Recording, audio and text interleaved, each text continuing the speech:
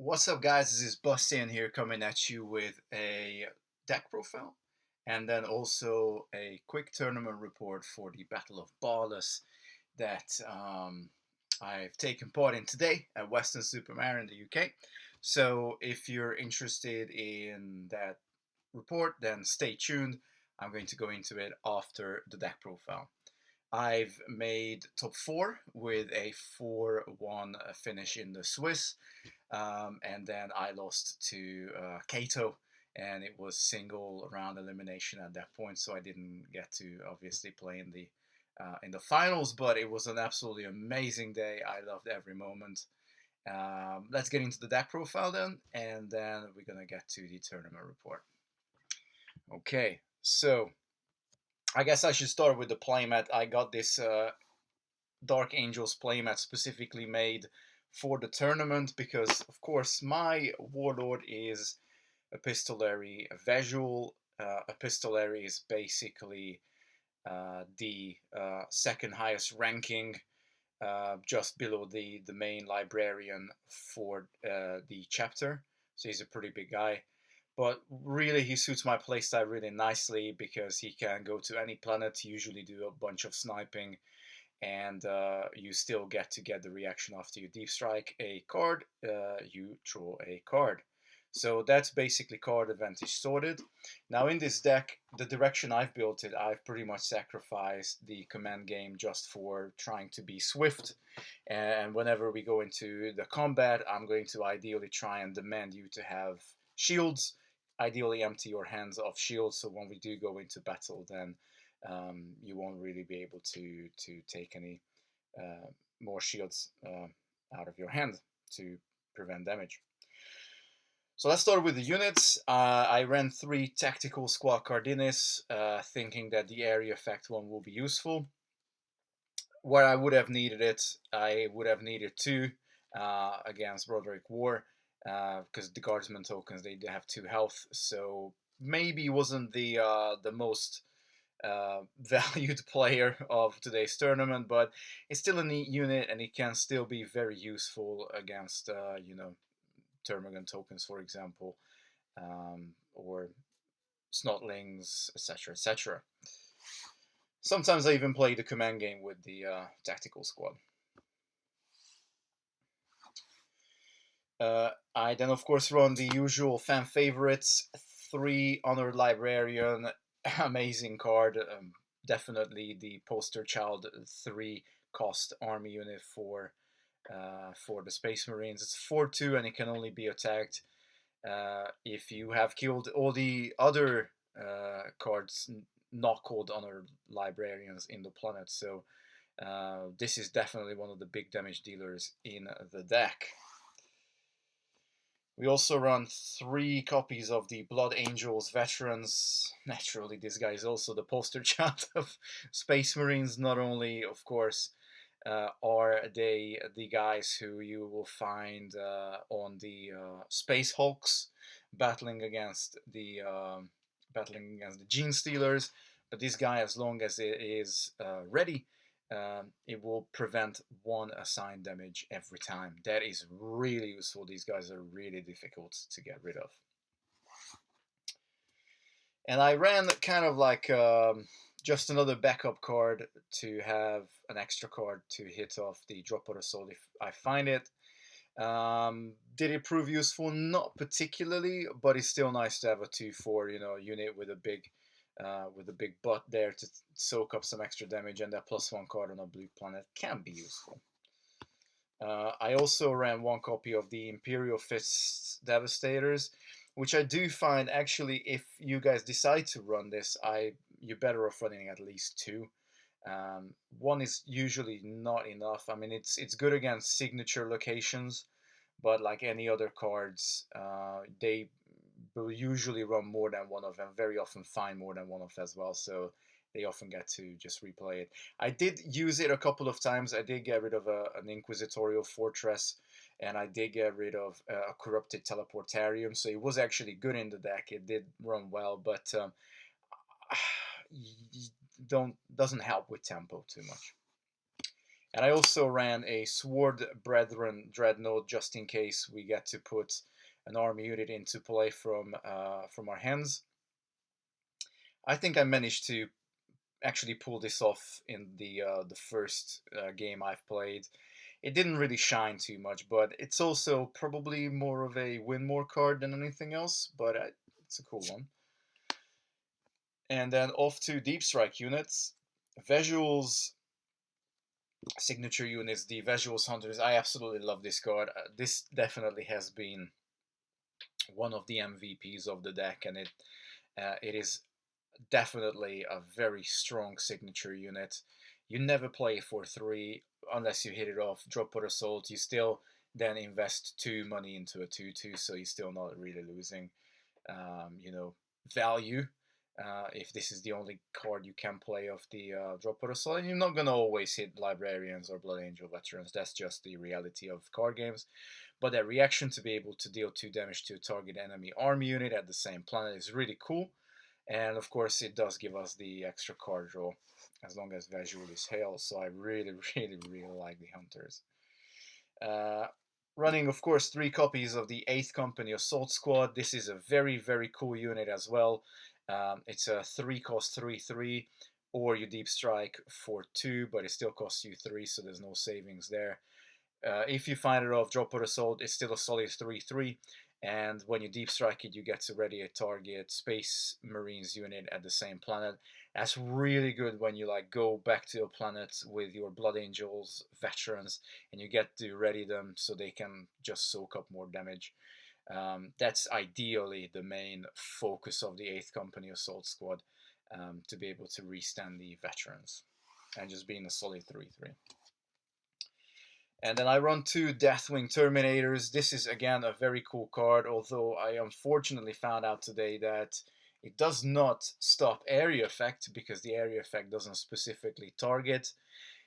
This guy is only going to stop enemy card effects affecting this card as long as they target. So that's good to know. I still think it's a really solid card. Actually, considering running 3, to be quite honest, it is very, very good. And then we got a couple of additional hand tricks. These were our deep strike units, so running 9 deep strike units there. And then we have 3 eager recruits, just your bread and butter Space Marines guy, a 1 cost ambush 2/1, you ambush it in and then you swing for 2. Really cool. Again, just more surprises from the hand. And then, of course, as I've mentioned, the Drop Pod Assault, it must be a 3 of. I think it must be a 3 of in any and every Space Marines deck. And I don't think there's any exception. Just the 2 shield already is really good. Not that Space Marines need any extra help with 2 shield cards, but this is definitely a good one. I don't think I've ever used Drop Pod Assault to shield with.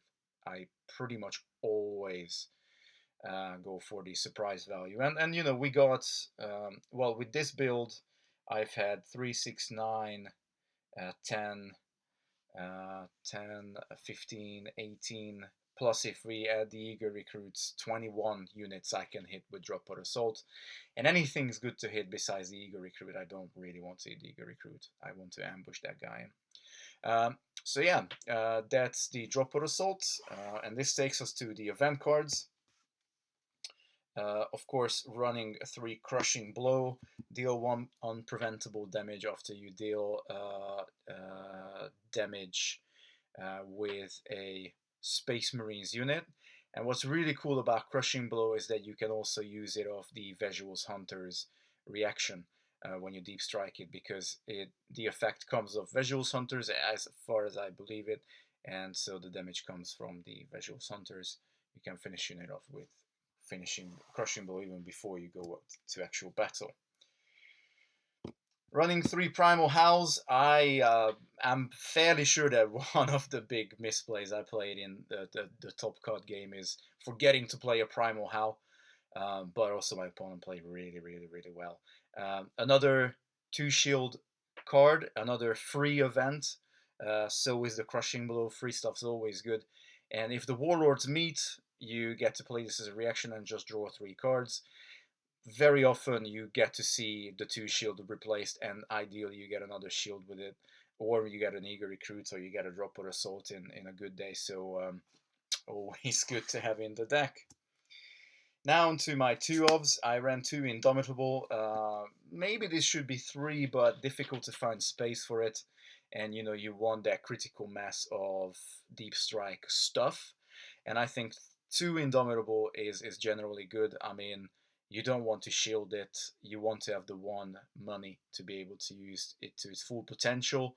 And it's definitely good, particularly good against Armorbane, for example. I was expecting a couple of specific decks where I thought Indomitable will be very good. I didn't really see those decks, so it was there. I did sometimes use it. It wasn't exactly the most important card in the game. And then 2 copies of Exterminatus. Played it twice. Neither times did it feel like it had a big impact. I played it in my first and my fourth game, and it didn't really swing the pendulum towards me when I exterminated on the planets. I agree with what's been said before. If this was target planet, if the non-first bit wasn't part of this card, but then it probably would be a bit too broken. It still works really nicely with deep striking, because I can just have my guys, laying low there in reserve, so it's not going to affect me. So it still suits the play style of this deck really neatly. So it's there, 2 of them. And then finally we got the 2 signature events, which I think is amazing. Just being able to grab initiative. This often can lead to winning on planet 3 if you get the right colors. And let's say you go first with the initiative, then you can take the initiative when in the second turn of the game, and then when we go to the third turn, I get the initiative back. So I'm able to hopefully win on planet 3. I don't really want to go too long with this deck, to be honest. So and it's a deep striker again, so I get to draw a card off it, and perhaps trigger some other shenanigans too. Onto the attachments. This is Fulgaris, and this is Vezuel's signature weapon attachment. Okay, so first of all, it's not a relic, which is already crazy.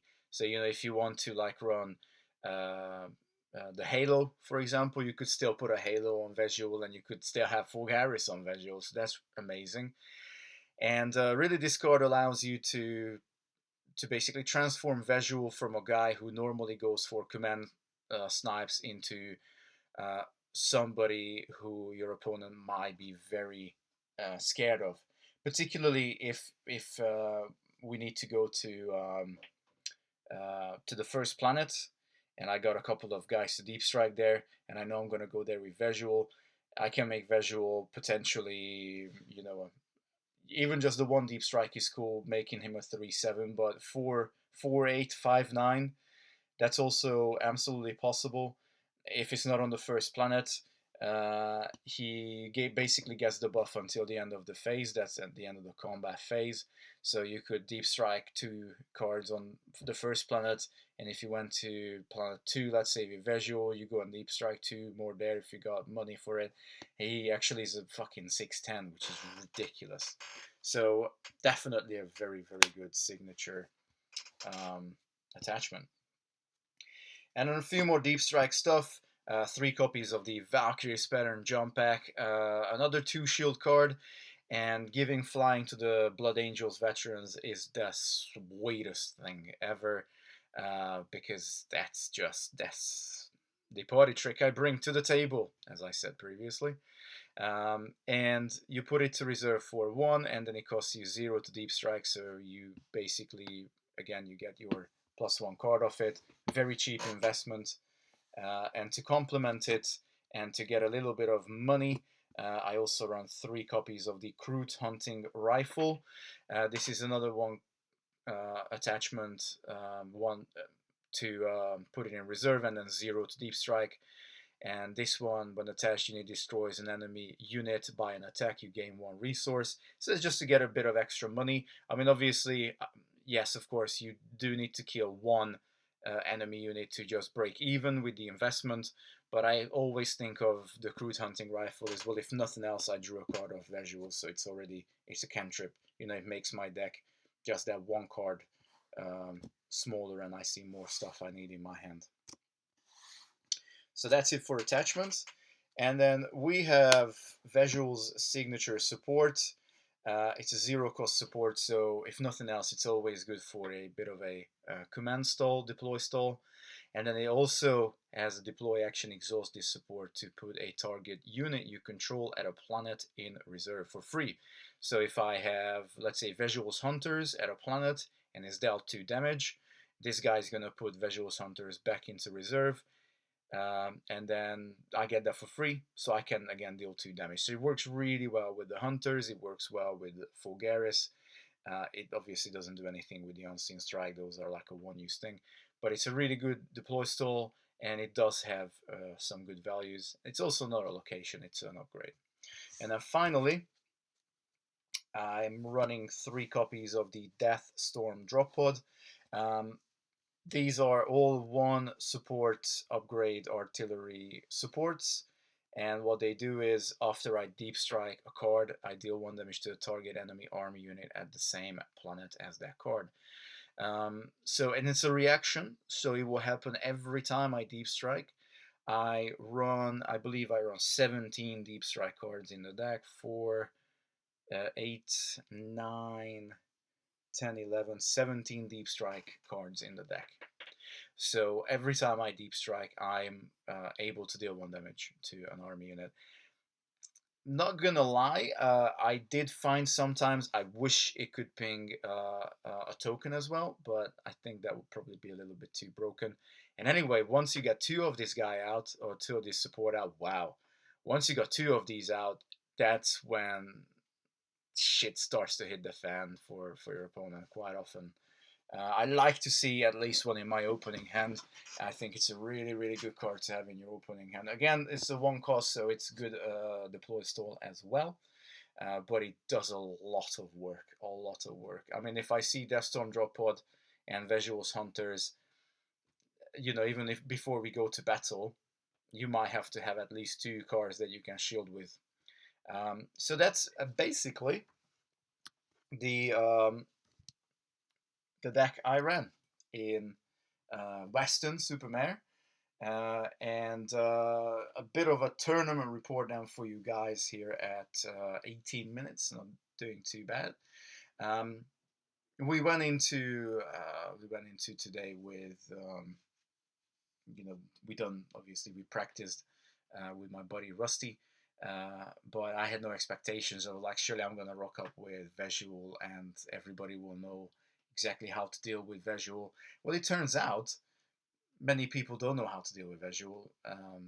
Many people couldn't deal with Vezuel, which is really cool. My first game was against the Swarm Warlord, and they also made top cut in the end. But I did win that first game because it was by the time we hit time, 55 minutes, we both had 2 planets, but I had 1 extra planet icon compared to my opponent. To be fair, if it would have gone to another round, I think I would have been annihilated because I was looking down the barrel, like 3-4 Termagant tokens. They all had Armor Bane with Hive Mind, and so I was saved by the bell. I think that's how they say it, saved by the bell.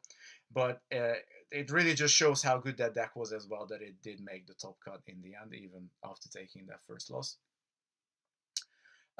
So I managed to get into the game zone after that first game, and my second game was against Nosdrag Orcs, actually Orcs Chaos, and was it Orcs Chaos? Now I'm questioning myself. I've only seen Orcs cards, so I actually don't know. And that was a point where it could have gone either way. Um, my opponent managed to get 2 of these supports out that allows them to distribute the damage, their orc stake, amongst all the orc units they have. And so, you know, when you think you're gonna take something out, but you're then not, and all Nazrek's guys just get, you know, bigger and bigger and with brutal. I think that was I think that was another skin of the teeth win, but that was an honest win. I did win the 3 planets, that was a good feeling. That was a good feeling. Then I played against Kugath Elites, and admittedly, my opponent had a really good start, a really bad starting hand, and a really bad mulligan as well. That's my opponent's description. I just did my thing, to be fair. Now, many people say that the Kugath Elite deck is a really cool deck, and I have absolutely no doubt that that's probably very true. But with the bad draw of my opponent, I didn't really have much of a hardship to deal with it. I think my deck is pretty well suited for dealing with most elite decks. My deck is not particularly good against Swarm, or when I just get overwhelmed by units, because I am sacrificing command, and yeah, we'll get to that in a minute. So I beat Kugath Chaos Elites. Just managed to control the board fairly well. I did take out a corrupted teleportarium with the Imperial Fists Devastators, which was good. I had to deal with uh, 2 copies of Vicious Bloodletter. They did a lot of work, to be fair, but they always do that. Area Effect 3 is just so good.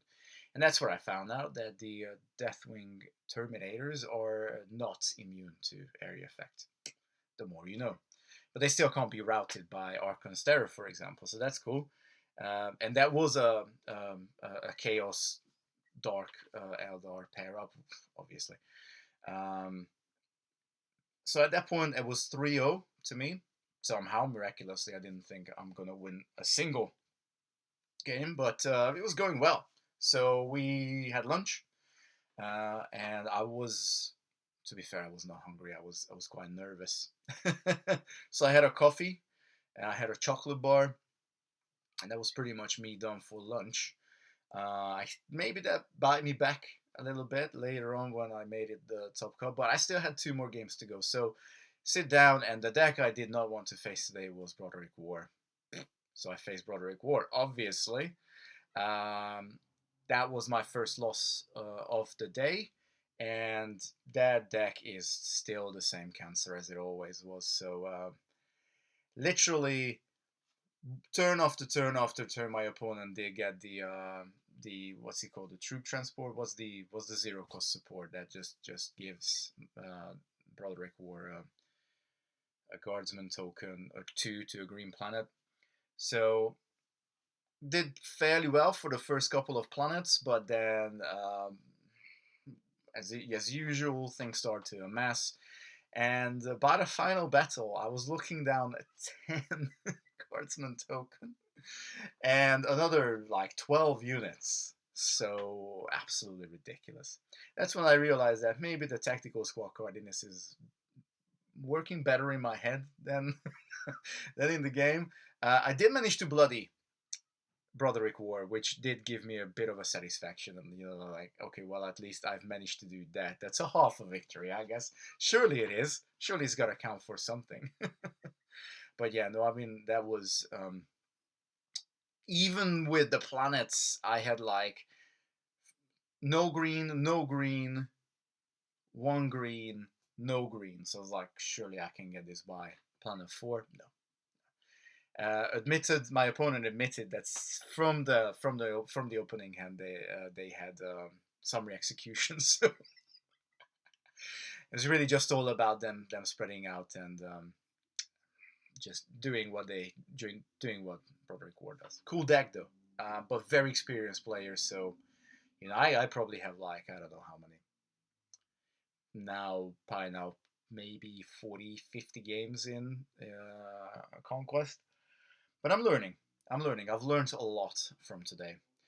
So then my final match in the Swiss was against Orcs again, but this time it was Old Zogwart, which was really interesting because I never played against Zogwart, and it's certainly not the usual Orc selection. I never really understood, like, because it's cool that he brings Zogwart brings all the Snotlings down, but then all of them get killed. So I don't know. It was a pretty straightforward game for me. I just did my thing. Although they had a lot of resources, my opponent had like at some point they probably all my opponents had a lot of resources because I don't really do the command game. I have actually tested this deck a lot, and this deck runs pretty well of 4 resources more often than not. So, and it did that for most of the games. And just being able to snipe with Vezuel was really cool as well. And then I'm kind of settled for that as my first event for Conquest. So I beat Zogwart, and I think that was on planet 3 actually. Um, yeah, for 4. I know my opponent didn't take any planets, but it was a valiant play still. I think at that point tiredness started to kick in for many players. Many players were happy that the Swiss round ended. And then a massive shout out to my boy Rusty, who got the Seal of Purity for his Tau deck. Nothing to do with the fact that he was the only Tau player in the event. He's done well in just soaking it all in and having fun. So then I made top cut with my 4-1, and I ended up playing against Kato, and that's where it all ended. I was very tired. My opponent, the reason why I didn't get the seal was because my opponent 5-0'd with Kato, and so the seal was around whoever done the best with their faction. So I lost out to that seal of purity against Kato. It's fine, fair enough. And because that deck also did beat me in the top cut, I bowed out. Obviously, that was indeed definitely the better deck. A lot of misplays. First of all, I should have mulliganed my first hand because it was okay, but it definitely could have been better. It could have been a lot better actually in hindsight. When he gave up the first planet a little bit too easy, I probably should have been a bit more worried about where this is going because it's weird. I never really played much against Space Marines. I never played against Space Marines. It was my first time playing against Kugath, my first time playing against Zogwart, my first time playing against War, my first time playing against the Swarm Lord. So it was like all a bunch of new experience. So yeah. But yeah, basically the Kato build was really good at also going for commands, and because Kato was running basically the same kind of mindset as I am. My opponent managed to basically correctly judge every time where I'm gonna go with Vezuel, which is crazy because for the entire Swiss round, every time when I went somewhere with Vezuel, my opponent never found me with their Warlord. The one time when I wanted to Primal Howl and I could guess where my opponent's gonna go, I did guess it correctly and I could Primal Howl. But when I played Kato, we first time we both went to the second planet, and I forgot to react with a Primal Howl. And you think, oh god, only if I had those 3 cards. So that was my second big misplay, and it was a big one. That bought me back because from that point on, I was always very thin on cards in my hand. And you would think, but how is Vezuel thin on cards? Well, I don't know. I think I just had a lot of misplays, and I fell for the good old same old historical trick where you start to play against your opponent rather than playing your own game. And I find that when I just get to play my own game, more often than not, I'm very successful. But when you start to try and counter what your opponent does, um, I started to feel the shutter being drawn down, and yeah, I lost, but it was great. I had an absolute blast, so well done to everybody who came today and played, regardless of the results, guys. This was an amazing day. Everybody who turned up, by the way, got one of these super cool 3D printed Space Marine helmets, which is really cool for either First Planet token or Initiative token, whatever. I'm going to be using this very proudly from this point going on. And that was about it. I got home, took a shower, changed my baseball cap, and looking forward to the next one. So thank you, everybody. Boss Sam signing out. Peace.